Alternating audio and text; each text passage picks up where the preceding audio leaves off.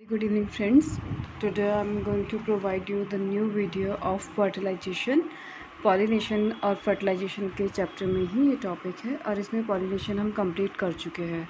कल हमने पॉलिनेशन के सारे part self pollination, cross pollination, agents of pollination ये हम कंप्लीट कर चुके हैं। Now today I am going to provide you the new video about the fertilization. This is the next step after the pollination. क्या pollination में हमने पढ़ा था, like it is a transfer of pollen from anthers to stigma. Now when the transfer of anthers of stick to stigma it takes place, उसके बाद का क्या process है we will read in this one topic fertilization में। तो fertilisation definition क्या है, first we are going to read the definition of the fertilisation.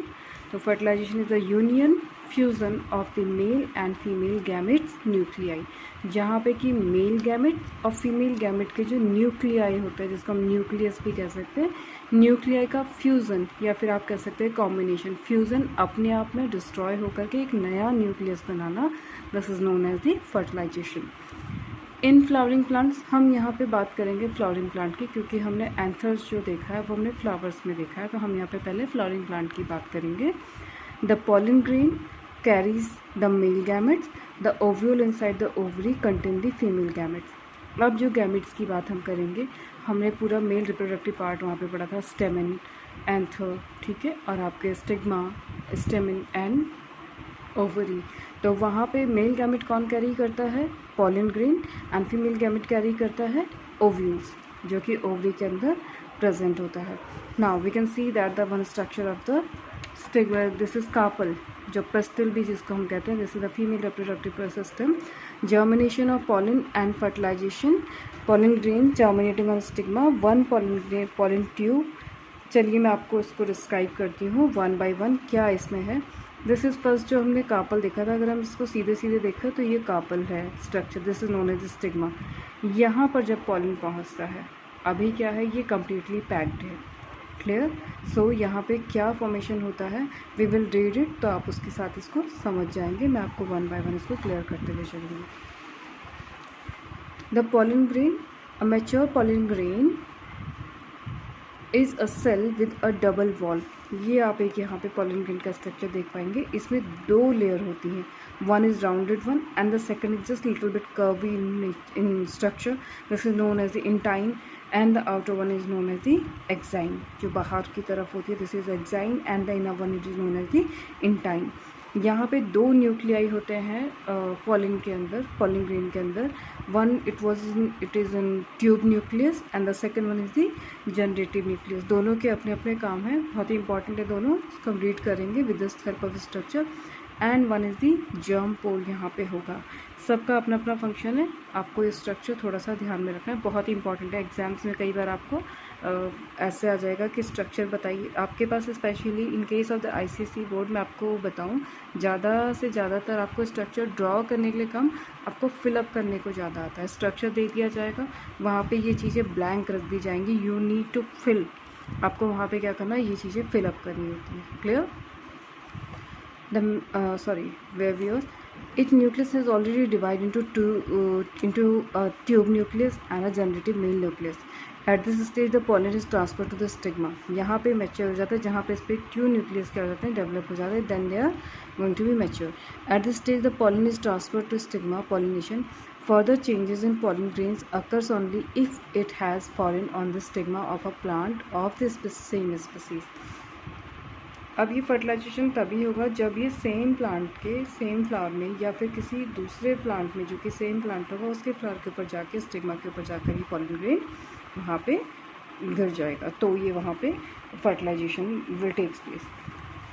The ovule is the inner part of the ovary, ovule is destined to become seeds and the ovary to become fruit. यहाँ पे एक चीज़ आपको बहुत ज़्यादा ध्यान रखनी पड़ेगी, जो ओव्यूल होगा ये क्या बनेगा, सीड में फॉर्म होगा। जितने भी फ्रूट्स में सीड बनता है वो ओव्यूल का फॉर्मेशन होता है और ओव्यूल का मॉडिफिकेशन होता है। Second thing is ovary to become fruit containing the seed inside it, and ovule obviously ovary के अंदर है, तो वो सीड किससे कवर होगा, फ्रूट से। तो fruit is become ovary to become fruits and ovule is become a seed. There may be a single ovule producing single seeded fruits और many ovule producing a many seeded fruits. दो तरीके का होता है, या तो फिर सिंगल सीड्स वाले होंगे या फिर डबल या फिर बहुत सारे सीड्स वाले फ्रूट्स होते हैं. आपने कई तरीके के फ्रूट्स देखे हैं, लेकिन केस ये सी दैट द गुआवा में बहुत सारे सीड्स होते हैं. और अगर आप मैंगो की बात करें तो वहाँ पे केवल एक ही सीड्स होते हैं. तो लीची हो गया, इस तरीके के काफ़ी सारे फ्रूट्स अवेलेबल होते हैं जिनमें कि आपको सीड्स आप देखते हैं किसी में एक ही सीड होता है या किसी में काफ़ी सारे सीड होते हैं. Each ovules has 1 or 2 protective coverings the integument.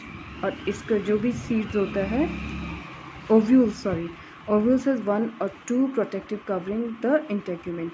अब जो ओव्यूल का स्ट्रक्चर आप देख पाएंगे ये यहाँ पे आपको पता चल पाएगा थोड़ा सा. Here it is clear. Hope आपको फिगर क्लियर हो रहा होगा. ये यहाँ पे हम ओव्यूल देख पाएंगे. अभी फॉर्मेशन हम फर्टिलाइजेशन का प्रोसेस थोड़ा सा स्टॉप करके मैं आपको ओव्यूल का स्ट्रक्चर आपको, क्योंकि हम ऑलरेडी पॉलेंस हम देख चुके हैं, पॉलन ग्रेन्स हम देख चुके हैं, यहाँ पे ओव्यूल का स्ट्रक्चर हमको देखना है. ओव्यूल ऐसे सर्कल मतलब vowels not circle, Oval shape का स्ट्रक्चर है जिसमें कि क्या है एंटीपोडल सेल है, 3 सेल्स अपर टॉप को स्टिक होती हैं एंड 3 डाउनवर्ड जब ये मैच्योर हो जाते हैं उस टाइम पे. Then ovules the outer covering, it is nucleus, polar nuclei. यहाँ पे 2 न्यूक्लिया जो होते हैं इनका काम क्या अभी हम देखेंगे इनको. एम्ब्रियोसेक, ये क्या होता है एम्ब्रियोसेक होता है जैसे कि जहाँ पे कि जाइगोट जब फॉर्म होगा, जब फ्यूज़न होगा गैमेट्स का, male gametes and female gametes का, then embryo will developed here only. यहाँ पे सेंट्रल सेल, ये सेल पूरी है एक यहाँ पे, ये सेंट्रल सेल इसको कहते हैं. This is known as the synergid. These 2 cells are known as the synergid cell. And here is the egg cell and micropyle. This is the one pore through this the seed get the nutrition.